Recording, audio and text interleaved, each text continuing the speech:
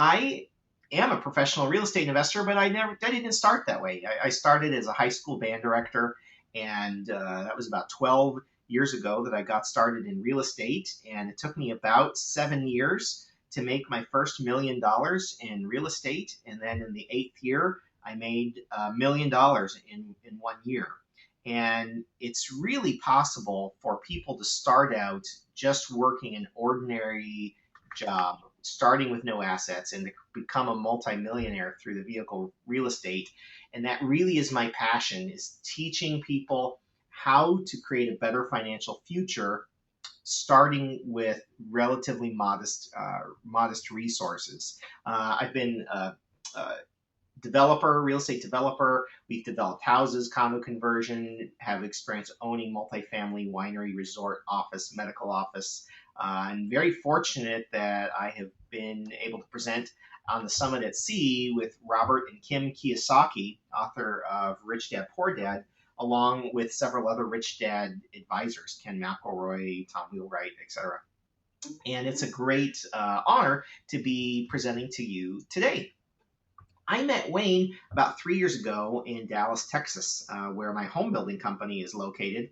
And at the time, Wayne was introduced to me as someone who could be a resource for buyers that were credit challenged. And that's how Wayne and I met. And since realizing Wayne has got a lot of depth, a lot more depth than any other credit expert I've ever met. Wayne's been has written articles for AOL, Finance, CNN Money, Dun& Bradstreet, Fox Business, Yahoo, Money Magazine. And what's really impressive is he's one of the only, if not the only, people certified by the Texas Real Estate Commission to teach continuing education to realtors about credit issues. So there's a lot of people in the credit repair space and the credit expert space, and most of them don't know what they're talking about. Wayne is one of those few exceptions. His company, New Start Financial, they've been around for 8 years. They're licensed and bonded. He's a Kaplan University instructor.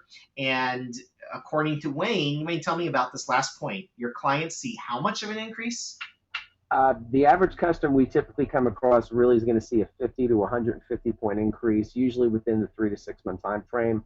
Obviously, everyone's slightly different, but what's kind of crazy is the lower the credit score, the easier it is to get 150, sometimes 200 point jump.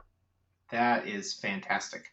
That is a really big deal. That could take someone from being unfinanceable to being financeable. And in today's real estate market, you can, in theory, if the lender would do it for you, you could buy positive cash flow property with no money down. And if you could get that credit score up, sometimes that's the only thing that's preventing someone from buying the property that they need and getting out of the rat race, is that credit score. And so today's information is powerful, right? There's a lot of the information that you can implement yourself. Some of this information is not intuitive. You've got to learn it. But once you've learned it, it's not rocket science, right? So the other thing is, if you really have a big need for credit, Wayne's company, you can retain Wayne's company to assist you in getting your credit score up. I really want to encourage everyone to stay to the end of today's presentation. We're giving away some free gifts. And when we get to the end of today's presentation, you're really going to find out about how to get some free content that could potentially change your life.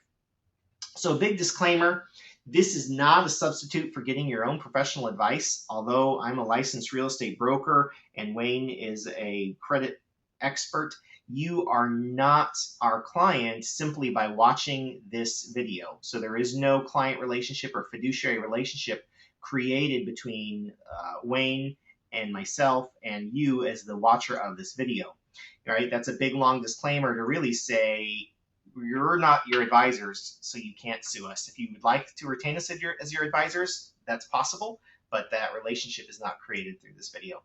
So hassle-free cash flow investing is the brand that I've created, and I really believe that our mission, and my personal mission as a teacher, as a financial educator, is to help you increase your return on investment. So we all want more profits, but we all want more profit with less money invested, less time invested and less hassle invested. We want more profit with less invested. And one of those ways to make your experience hassle free is to make your expectations in line with reality. And so Wayne is going to go through the credit game, and it is a game.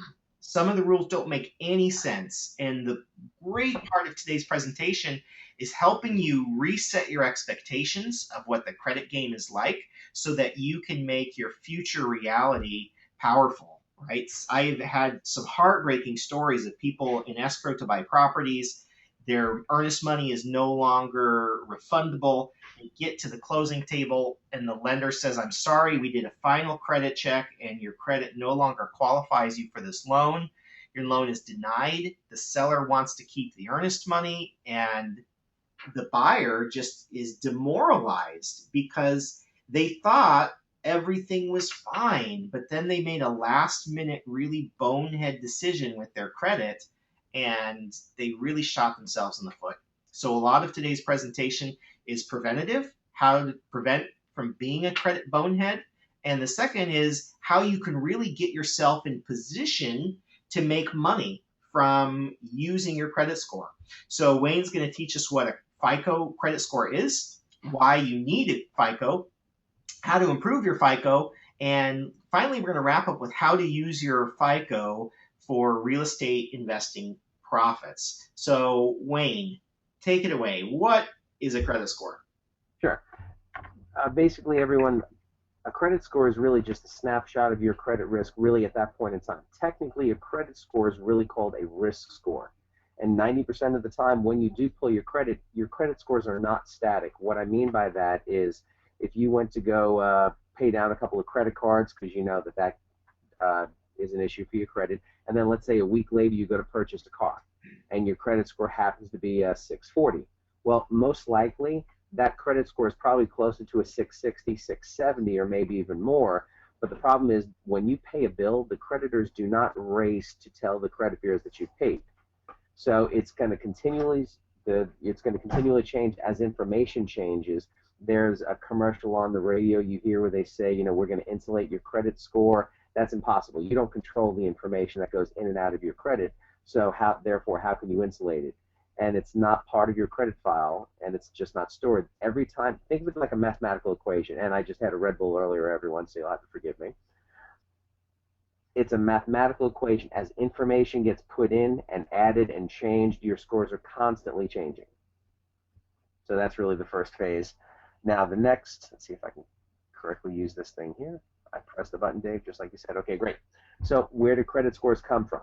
There are actually hundreds of credit bureaus throughout the United States. However, the major institutions use pretty much the big three, which is TransUnion, Experian, and Equifax. In the Southwest region, Equifax actually utilizes a company called CSE Credit Services. So if you ever challenge something and you get something from CSE Credit Services, that in essence is your Equifax credit report. Wayne, something that was eye-opening for me when we first started, I think we had a lunch together and you were talking about credit, and a light bulb turned on for me, which was that TransUnion, Experian, and Equifax are private companies for profit, and the customer is not you and I, it's all of the creditors who pay to subscribe to the TransUnion, Experian, Equifax service. And so the for-profit company isn't really there to service you and I and make sure that our credit report is accurate. They're there to serve the creditor and to do whatever the creditor asks them to do. Expound upon that point. Sure. Like we said, a credit score measures payment history. It's got the ability to tell that lender, hey, what are the odds of you paying their bills? Therefore, in essence, someone that's a customer that is continually paying. By law, there is no law that actually states that if somebody let me rephrase that. There's no law that requires somebody to report information on your credit. However, the law stipulates if somebody does report, that information they're reporting is 100% accurate. Okay, so businesses pay a monthly fee on top of numerous other fees to the credit bureaus to report this information. When you and I as a customer we go to check on that information, obviously we're in essence really a secondary customer, but their main core business is dealing with collection agencies, banks, and other types of creditors of some sorts, and even collection agencies of all form that are reporting on your credit. So as I always tell everyone now, obviously this is my opinion, and just because it's my opinion doesn't mean it's not true, and sometimes it goes against, well, federal law says this, but they do something else. And let's face facts, just like the book that I wrote, The Real World of Credit, we live in two worlds, the real world and the perfect world. So as a business owner, if you have clients, don't you in a roundabout way feel an obligation, David, to protect your clients? Absolutely. So therefore, there's a lot of different times. And the Fair Credit Reporting Act, and I'm actually going to be doing an article with a gentleman from the Dallas Morning News in the next few weeks. He actually was a victim of this situation, and he wants to do a report going, how do the credit bureaus get around the Fair Credit Reporting Act?